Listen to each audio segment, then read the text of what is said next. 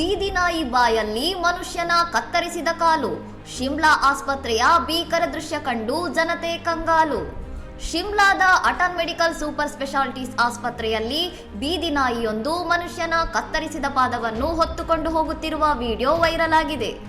February 19ರಂದು ರೋಗಿಯೊಬ್ಬರ ಮೊಣಕಾಲಿನ ಕೆಳಭಾಗವನ್ನು ಶಸ್ತ್ರಚಿಕಿತ್ಸೆ ಮೂಲಕ ಕತ್ತರಿಸಲಾಗಿದ್ದು, ಅದನ್ನು ಬಯೋಮೆಡಿಕಲ್ ತ್ಯಾಜ್ಯ ವಿಭಾಗದಲ್ಲಿ ವಿಲೇವಾರಿಗೆ ಇಡಲಾಗಿತ್ತು. ನೈರ್ಮಲ್ಯ ಸಿಬ್ಬಂದಿ ತ್ಯಾಜ್ಯ ವಿಲೇವಾರಿ ವೇಳೆ ಬಾಗಿಲು ತೆರೆದಿಟ್ಟಿದ್ದರಿಂದ ಬೀದಿ ನಾಯಿಯೊಂದು ಒಳನುಗ್ಗಿ ಮನುಷ್ಯನ ಅಂಗವನ್ನು ಕದ್ದೊಯ್ದಿದೆ ಎಂಬುದು ತನಿಖೆಯಲ್ಲಿ ತಿಳಿದುಬಂದಿದೆ. ಈ ಘಟನೆಯನ್ನು ಗಂಭೀರವಾಗಿ ಪರಿಗಣಿಸಿರುವ ಆಸ್ಪತ್ರೆ ಆಡಳಿತ ಮಂಡಳಿ ಸತ್ಯಶೋಧನಾ ಸಮಿತಿ ರಚಿಸಿದ್ದು, ಸಂಬಂಧಪಟ್ಟ ಮೇಲ್ವಿಚಾರಕರಿಗೆ ಶೋಕಾಸ್ ನೋಟಿಸ್ ಜಾರಿ ಮಾಡಿದೆ.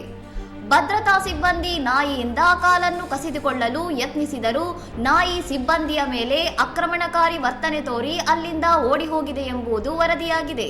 ಇನ್ನಷ್ಟು ಸುದ್ದಿಗಳಿಗಾಗಿ ನೋಡ್ತಾ ಇರಿ ಸೌರಂ ಟಿವಿ.